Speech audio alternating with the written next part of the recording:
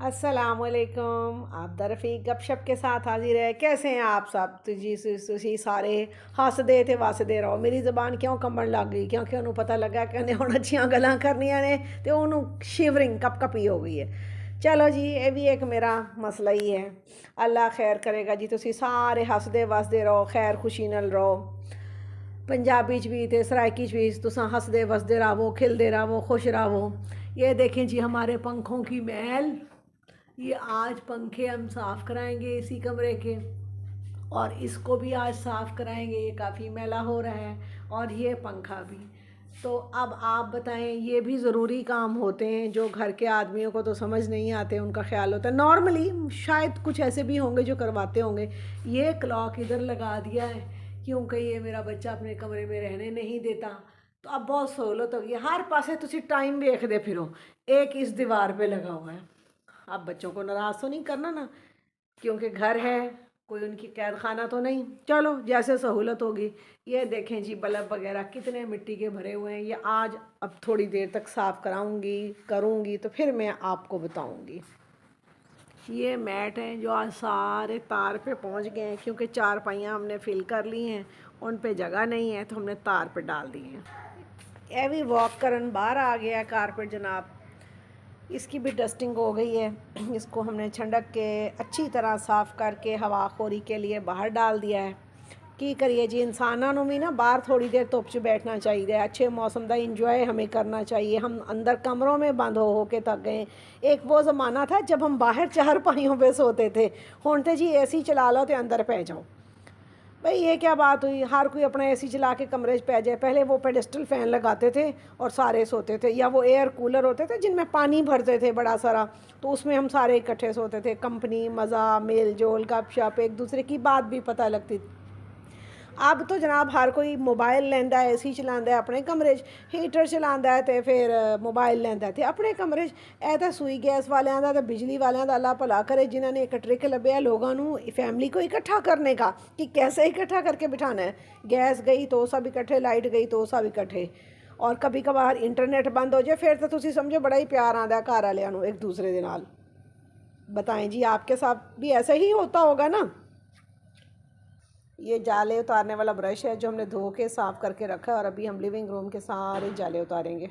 आज हमने नियत की थी कि आज हमने कपड़े नहीं धोने, लेकिन फिर भी हमने धो लिए थोड़े से, और कुछ अभी धुलेंगे क्योंकि आदत पई जाती नहीं ना। मुझे कपड़े ना धोए जाए ना, मुझे ऐसे लगता है घर का कोई ज़रूरी काम रह गया है, और बड़ी बेचैनी होती है जी केड़ा काम रह गया है, वो असी ज़रूर करना है। ए तुसी हुण कहोगे टुटियां कुर्सियां भी रख दी है, भी एडी बखील। हाँ मैं बखील हूँ, क्या करूँ। इसके ऊपर हम कई दफ़ा ना कारपेट की कोई चीज़ वो सूखने डाल देते हैं। लाओ नीला में डालो तार पर। ये जनाब कई काम होते हैं करने के जो हम करते रहते हैं, और फिर आदत एडी पई है ना, इन्नी बेचैनी होती है ना कि भी ओहो ये ना धोया, ये ना किया तो क्या होगा। ये हम काम करते रहते हैं। अब हमारे काम देखें, ਉਹਦੇ बावजूद साढ़े घर मिट्टी घटा बहुत ज़्यादा है। ये कुछ सफाई वाले कपड़े भी धुल गए हैं। बहरहाल जितनी धुलाइयाँ सफाइयाँ हम घर की करते हैं, ऐसे हमें अपने आप की भी करनी है। ये एक हमें एमरजेंसी जैकेट का ऑर्डर आ गया था, रात ही के धो के सुखा के हमें कल चाहिए, तो हमने अब धो लिया। अभी इंशाल्लाह सूख जाएगी दोपहर तक। ये एक डोनट का डब्बा है। मैंने आपसे पहले भी जिक्र किया ना, बिस्किट के डब्बे हों, डोनट के हों, किसी भी चीज़ के हो ना, अगर हमने लिए हो ना, 2-3 दिन बड़े सुकून से गुजरते हैं। तो कुछ सामान इकट्ठा भी घरों में लाना पड़ता है, क्या करें जी, घर जो हुए। तो आप सब कैसे करते हैं? कभी कभार तो मुझे लगता है मैं तो घर बहुत अच्छा चला रही हूँ, मैं मर गई तो कौन चलाएगा। और कभी कभार लगता है कि मैं छोटी थी, घर बद गया, हूँ बड़ा मसला हो गया। ये मेरा ख्याल है मुख्तलिफ़ कैफियत आप पर भी आती होंगी। ये जनाब हमारा लहसुन अदरक और प्याज हो गया है। ये हमारा सालन रूटीन वर्क तैयार हो गया है। हमारे यहाँ 2 तरह का ऑयल यूज़ होता है। ये ऑलिव ऑयल है, और ये वाला ऑयल है ईवा कंपनी का है जो ढक्कन वाला होता है, इससे सहूलत रहती है। ये जनाब ऊपर लेने वाली एक गर्म चादर है। पुराने ज़माने तो ਇਹੋ ਜਿਹੇ खेस होंगे सी ना, तो ए वेखो जी, अब इसे बड़े शौक़ से ऊपर लिया जाता है, और मैं बड़ा संभाल के रखती हूँ। और मैं बड़ी वकील हूँ, मैं अच्छे कपड़े चीज़ें सांभी रखती। अच्छा कहीं जाऊँगी तो पहनूँगी, ना मैं किते जाना है तो ना मैं पाने ने। तो अल्लाह मुझे हिदायत दे। यही वजह है कि मैं आप लोगों से कहती हूँ कि चीज़ें वेस्ट हो जाती हैं, उनकी भी एक्सपायरी डेट होती है। आउट ऑफ फैशन हो जाते हैं, आउट ऑफ डेटेड हो जाते हैं और पड़े पड़े बोदे वो सीधा हो जाते हैं और वो एवें लगता है जिमें ये म्यूजियम च रखने वाले हों। तो मेरे वाली कार्रवाइयाँ काम आप ना करें। आप शायद मेरे दिमाग की ट्रेनिंग ऐसी थी या मुझे किसी ने बोला नहीं है, मैं थी ही ऐसी। लेकिन बहरहाल चीज़ जमा करके रखने का फ़ायदा नहीं है। आप इनको इस्तेमाल किया करें जो आप ख़रीदते हैं। बंद करके अलमारियों में, ट्रंकों में, पेटियों में, शॉपरों में, चीज़ों में गट्ठे बांध के ना रखें। उनको इस्तेमाल करें ताकि आप इन रहें, आप आउटडेटेड ना हो, लोग आपके ऊपर बेवकूफ़ी का, सादगी का, पागलपन का, कंजूसी का, किफ़ायतशारी का बेफजूल दाग धब्बा ना लगाएं। वो भी लग जाता है, वो भी फिर बड़ी बंदे नूं शर्म आती है ना। ये चादर तो मैंने आपको दिखाई थी ना कि मुझे तोहफ़ा मिली है। आम तौर पर ना अल्लाह दी कसम मेरे को मुबालगा रही, मैंने अक्सर चीज़ें ना तोहफ़े ही मिल जाती हैं। अल्लाह ताला का बड़ा ही करम और रहम है। ये काफ़ी अच्छी लाइट वेट खूबसूरत चादर है, मुझे लेके बड़ा मज़ा आता है। मैं उनके लिए बड़ी दुआ गो हूँ कि अल्लाह ताला मुझे, और अल्लाह ताला से भी दुआ गो हूँ उनके लिए भी कि अल्लाह उन्हें बहुत अच्छा दे और मुझे भी अल्लाह ताला इससे भी अच्छा पहनाए। दसो ना, हुण अच्छे तो अच्छे दी तो कोई हद नहीं ना होंदी। ए तो हुण बस मेरा ही हिरसी पाने जी। बहुत मज़ा आता है इस चादर को लेके, बहुत कूजी, बहुत गर्म, बहुत मज़े की, बहुत ही लाइट वेट है। और ये जो मैंने अभी दिखाया था ये भी बड़ा ही लाइट वेट सिस्टम है। चीज़ां नूं सांभण दा जी कोई फ़ायदा नहीं। जे फ़ायदा हुंदा ते मैं तुहानूं ज़रूर दसदी। पाया करो, अपने शौहर से तारीफ़ लेने के इंतज़ार में ना बैठा करें, ना कहा करें कि आप हमारी तारीफ़ करें। आप इस तरह रहें कि वो ऑटोमेटिकली आपकी तारीफ़ करें और दिल उनका मान रहा होता है, चाहे मुंह से वो ना ही करें। होता है पता है कि एक चीज़ जब मिल जाती है ना तो फिर वो उसको बयान करना इतना वो नहीं रहता। हालांकि दिल में उसकी बहुत इज़्ज़त और कदर होती है। तो मेरी आपसे रिक्वेस्ट है कि आप अपने शोहरों के लिए तैयार श्यार होकर रहा करें। जनाब ऐनक उतार लें। मैं सारा दिन ऐनक चढ़ाती और उतारती रहती हूँ, आपको मेरी बातें कैसी मज़े की लगती होंगी। बहरहाल आज मेरा यही ख्याल है कि जैसे जुमा भी है तो हम रोज़ाना तो दुरूद शरीफ नहीं पढ़ पाते। एक तो हमारे पास टाइम की किल्लत होती है, दूसरा कुछ टाइम साडा माशाल्लाह मोबाइल ले लेंदा है, कुछ साड़ी सुस्ती, कुछ सर्दी।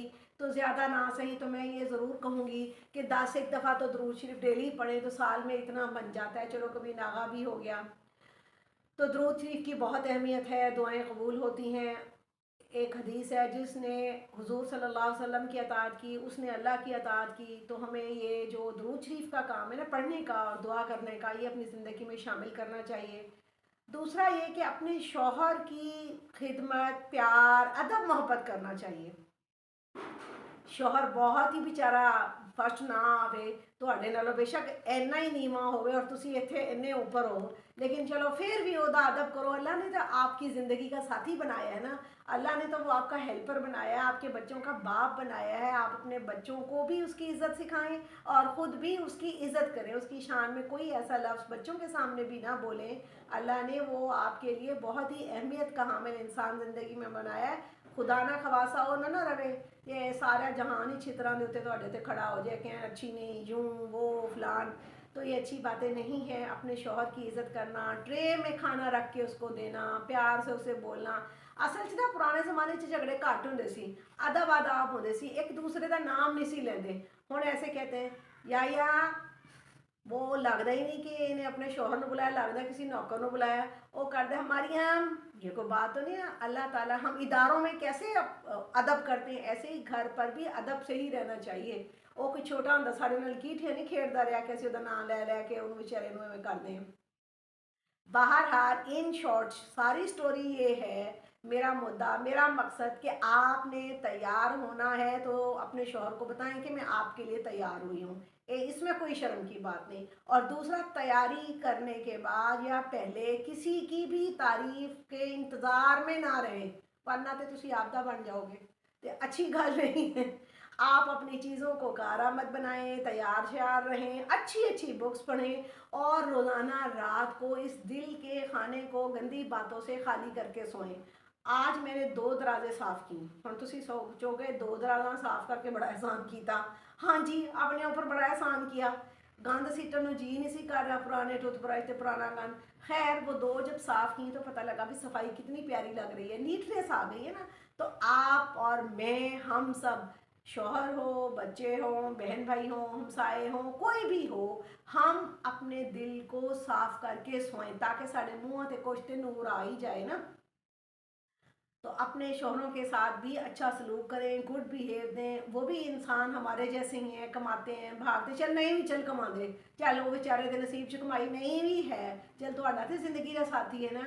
अगर अपनी ज़िंदगी के साथी को हम अपने इस लेवल के साथ जून नहीं करेंगे, चलो कभी कभी उत्ते थले होता रहे तभी गुजारा है, उसको यहाँ रखने की कोशिश करना खुद यहाँ, तो भी बहुत बड़ा मसला है जी। हमें चाहिए कि हम अपने शौहर की इज्जत करें। वैसे तो शौहरों को भी चाहिए बीवियां का नाम ना लिया करन, अदब नाल प्यार नाल दिन च 3 वारी डॉक्टर की दवाई के मुताबिक उन्होंने टाइम दिया करन, सवेरे दफ्तर जान लगे उनके साथ नाश्ते करें, दोपहर में सौदा सलब घरों में लेकर आएँ, रात को फिर अच्छा सलूक करें। कोई सौदा सलब है, कोई कूड़ा फेंकने का काम है, कोई इज्जत नफ्स नहीं, ये तो उनका मसला है, वो ना करें। मैं तो अपनी बेटियों बहनों और अपनी हम उम्र खवातीन को ही कह सकती हूँ, और शायद मैं ये सारा कुछ करती हूँ, और मैं इसलिए समझती हूँ कि मेरी खुशी का राज भी इसी में है। तो मुझे ये बहुत अच्छा लगता है ऐसे कहना, और ये गपशप ही है। हम सारे आमने सामने हो ना तो शायद मुझे तो कोई बोलने ही ना दे, हर कोई अपनी राय दे। जाहिर है हर इंसान को शौक होता है ना कि अपनी राय पेश करे।